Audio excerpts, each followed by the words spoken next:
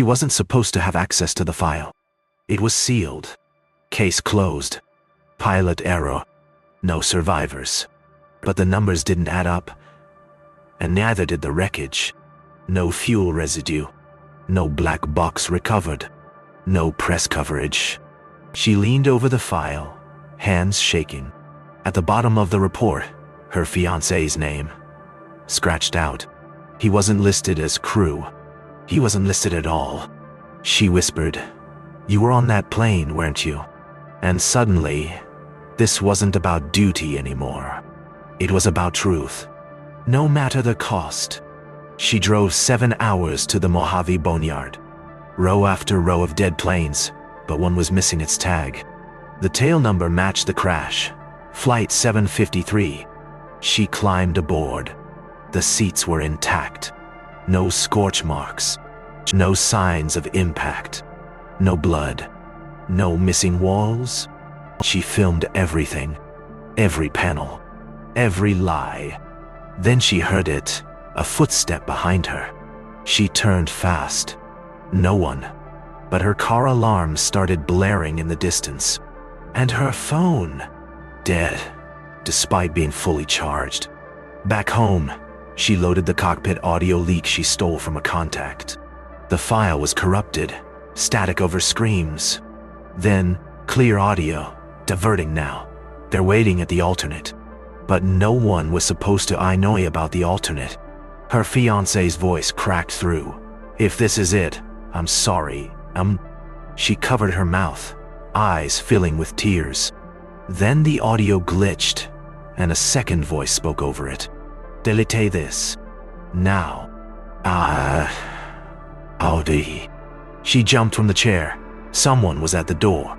3 slow knocks. Not random. A pattern. The knocks stopped. Silence stretched for nearly a minute. Then, the rattle of the doorknob. Slow. Deliberate. She grabbed the flash drive from her desk and slipped into the bathroom. Footsteps moved through her apartment. Heavy. Pausing. She held her breath as the shadow passed by the frosted door. Whoever it was didn't steal anything. They only looked at her screen. Then they left. Not in a hurry, as if they wanted her to know they'd been there. She checked the flash drive, still intact, and on it, a video labeled Project Silent Altitude. She met her contact beneath a federal parking deck at 3 a.m. No names, no greetings, just an envelope and a warning. You need to stop digging. It wasn't a crash. It was a transfer. Inder. Transfer to where? She asked. The figure didn't answer. Just said, "Watch for the call signs. They're reactivated." Inside the envelope, flight plans, photos of survivors alive after a crash date. One photo stopped her breath. Her fiancé, boarding a different plane weeks later. The manifest said he was dead. But if he was alive, why hadn't he come home? And who was he working for? She used her credentials to slip into the FAA data center after hours. One shot. One terminal. A direct line to the disaster archive. She entered the crash ID, 753O, and got an access denied. But under an alias account, full logs appeared. Alternate flight paths. Redirect orders. Fuel signatures that didn't match any airline. She started downloading everything. Seconds mattered. Then, the screen flashed. Trace initiated. Connection flagged. A red light blinked behind her. Silent alarm. She pulled the drive and bolted out the back exit. And from across the parking lot, a camera pivoted to follow her. The next morning, her badge didn't work. Security pulled her aside, polite but cold. She showed her ID.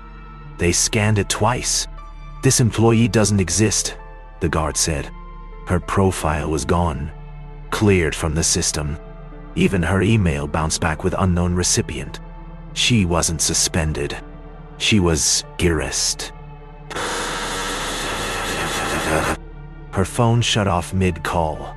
Her bank account? Frozen. Whoever she was before was already dead on paper. And someone wanted her to stay that way. She used an old emergency stash. Something her fiancé made, just in case. Locker 208 at Union Station. Dusty. Untouched. Inside, a fake passport, burner phones, a printed train ticket south, and one envelope labeled, "If you find this, run."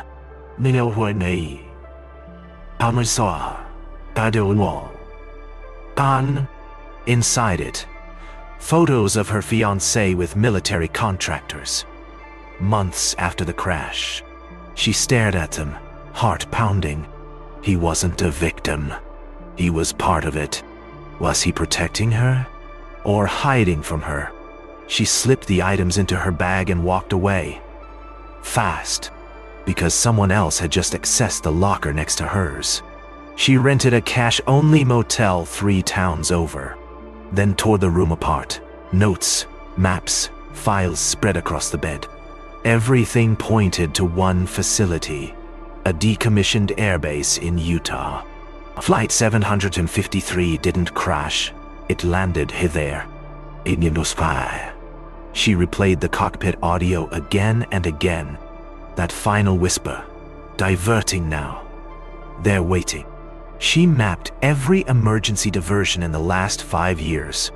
All circled back to one zone, marked no fly by military orders. Whatever happened, there was an aviation error. It was a black site, and her fiancé had flown right into it. She reached the desert at midnight. Dry wind and silence. The airbase looked abandoned, but the runway lights were on. She wore a stolen maintenance uniform, forged ID, clipped tight. Her heart pounded as she slipped through the fence's blind spot. Guards stood watch but didn't move, like they were there for a show. She followed a supply truck into the main hangar. Inside, no jets, no mechanics, just cables, computers, and soundproof rooms. A monitor glowed behind glass. Flight 753, active. But the plane had crashed. Right? Except there it was, intact, waiting. She moved deeper into the hangar, heart thudding in her throat. Dozens of planes lined the walls, matte black, no eyes. Not commercial, not military, something else. Every tail number had been erased, except one, 753, all dinged. She ducked behind a server rack as voices echoed nearby. 2 men passed, one saying, "Transfer teams are late again." Her memory conditioning didn't hold. The other replied, "Doesn't matter. She won't leave the island next time." "Island?" she whispered. "What island?" She pulled her burner phone, took photos fast. Then, a beep. Her fake badge had been flagged. She sprinted into a side hall and found a locked data room, forced the door open, and froze. Screens. Hundreds. Footage looping from airport terminals, boarding gates, and interrogation rooms. Passengers marked as deceased, alive, tracked, watched. And then, her fiancé. He looked older, tired, still wearing the uniform from that flight. One screen labeled him. Subject 9, cycle reset. 3. She staggered back. Cycle reset? They weren't killing people. They were wire routing them. Erasing lives. To build something new. They captured her before she could escape. No bruises, no cuffs. Just a white room. No windows. No time. And then he walked in. Her fiancé. Alive? Real Dorsai. He stared at her like a ghost. She stared back like a bomb. "You weren't supposed to come here," he said softly. She whispered, You died. He sat. No, I agreed. There's a difference. To what? Panai. He looked up. To vanish. To save people by disappearing.